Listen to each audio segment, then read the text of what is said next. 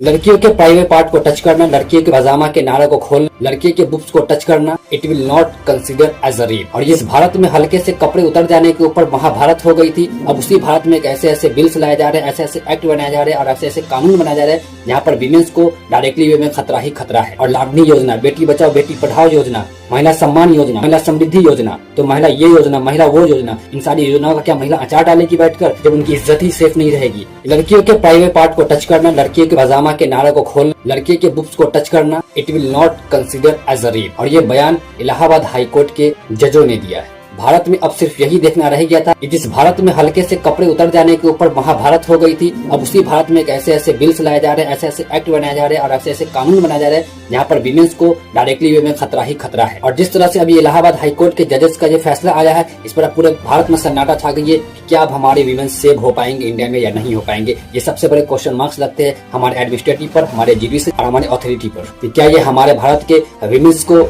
Children's को and girls को ये भारत हमारा सेव कर पाएगा या नहीं कर पाएगा। अगर किसी भी विमेंस के साथ, गर्ल्स के साथ अगर सेक्सुअल हरासमेंट होता था तो कोर्ट का दरवाजा खटखटाते थे अपने न्याय के लिए, लेकिन आज वही कोर्ट ने उन्हें धुतकार लगाया और वही कोर्ट ने एक विमेंस के अगेंस्ट में ऐसी कानून बना दी है कि अगर आप किसी भी गर्ल्स का अगर पैजामा के नाड़ा को खींचते हैं, अगर उनके प्राइवेट पार्ट को टच करते हैं, उनके स्तंस को, उनके बुक्स को अगर आप टच करते हैं, तो it will not consider as a rape. Bharat में न जाने इस तरह कितने रेप्स हुए हैं और आए दिन हमारे भारत के किसी न किसी कोना से रेप के मामला निकलते हुए आ रहे हैं। उस पर रेप पर कुछ प्रोटेक्शन देने जाते हैं, विमेंस की सेफ्टी की बात होनी चाहिए थी। तो आज वहाँ पर इलाहाबाद हाई कोर्ट के जजेस ने ये फैसला किया है कि आप विमेन के साथ ऐसा कर लेंगे वे रेप नहीं माना जाएगा। आपने निर्भया का कांड सुना होगा, आपने अभी उज्जैन में विमेंस के साथ रेप किया गया वो सुना होगा, बिहार के मुजफ्फरपुर में रेप किया गया आपने वो सुना होगा, बिहार के गया में लड़कियों के साथ रेप किया गया वो सुना होगा, आपने 10 साल की छोटी बच्ची के साथ रेप किया गया होगा। अरे इंसानियत की हद हो गई, मध्य प्रदेश में महज 4 साल की बच्ची के साथ रेप किया गया। इस भारत को अतिथि देवो भव कहते थे, इस भारत में विमेंस की हम लोग पूजा करते थे, इस भारत में हम लोग नारी की सम्मान करते थे, नारी की रक्षा करते थे और नारी के सम्मान के लिए, नारी की रक्षा के लिए भारत में महाभारत हो जाते हैं। लेकिन आज वही भारत में हमारी नारी सेफ नहीं है। अगर विमेन सेफ नहीं है तो इंडिया सेफ नहीं है। हम लोग नारी के लिए योजना पे योजना ला रहे हैं, लाडली योजना, बेटी बचाओ बेटी पढ़ाओ योजना, महिला सम्मान योजना, महिला समृद्धि योजना, तो महिला ये योजना, महिला वो योजना, इन सारी योजनाओं का क्या महिला अचार डालेगी बैठकर, जब उनकी इज्जत ही सेफ नहीं रहेगी, जब उनके साथ कुछ प्रोटेक्शन ही नहीं होगा, उनका जब कोई ख्याल ही नहीं रखेगा।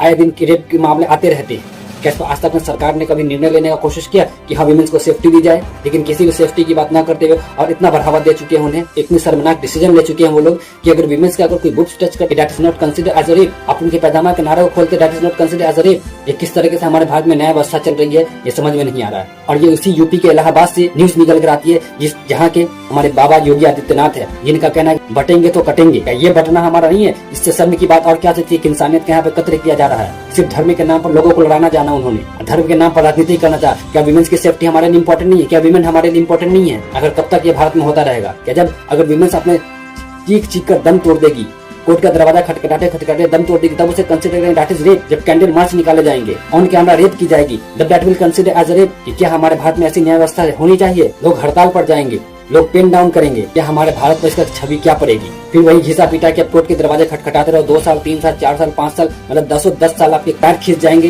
कोर्ट में जाते जाते कि हर रेप के लिए आपको न्याय मिल पाए, लेकिन आपको रेप के न्याय नहीं मिल पाएंगे। क्या ये भारत की हमारी नीति व्यवस्था है? क्या ये भारत में हमारे विमेंस की सेफ्टी दी है? क्या हम इसे कह सकते हैं कि हाँ भारत में नारी की पूजा की जाती है, कि भारत में विमेंस की रक्षा की जाती है, भारत में विमेंस की सम्मान की जाती है, भारत में विमेंस को लेकर एजुकेशन को बढ़ावा दिया जाता है, कि जब वही बेटी अगर पढ़ के अगर कुछ बनती है तो उनके साथ बदसलूकी किया, कि उनके साथ रेप का मामला आता है। भारत में न जाने इस तरह के कितने हम लोग रेप दिखा, लेकिन आज तक किसी को भी सही तरह से जस्टिस नहीं मिला, जबकि उसकी ममता उनकी दम तोड़ देती है। इलाहाबाद की जजों को इन पर कलम चलाने से पहले 100 बार सोचना चाहिए कि हम कौन से रूल्स को इम्प्लीमेंट करने जा रहे हैं पूरे इंडिया में, ऐसा क्या इफेक्ट हमें देखने के लिए मिलेगा। लेकिन पॉलिटिकल वेपन्स बनाकर विमेंस को यूज करना है हमें, लेकिन विमेंस को सेफ्टी नहीं देना है। क्या ये हमारे भारत की अतिथि देवो भव थी? क्या ये विमेन के सम्मान योजना था? क्या ये बेटी बचाओ बेटी पढ़ाओ योजना है जहाँ पर विमेन ही सेफ नहीं और उनके साथ इतनी बात हो जाए, ये सारे गुजर जाए, जब रेप करके हत्या कर दी जाए वो तब उसे कंसिडर किया जाए कि हाँ ये रेप है? अब इससे सर्वनाम और भारत की महिला को क्या देखने के लिए मिलेगा? उनके साथ इतनी कांड हो जाए और उसे कंसिडर ये नहीं किया जाए कि उनके साथ रेप हुआ है और वो न्याय के लिए किसी भी कोर्ट का दरवाजा न खटखटा सके। आप क्या सोचते हैं? तमाम खबरों पर अपनी राय कमेंट बॉक्स में जरूर दे। मिलते हैं नेक्स्ट एपिसोड में नेक्स्ट कंटेंट के साथ, तब तक के लिए जय हिंद।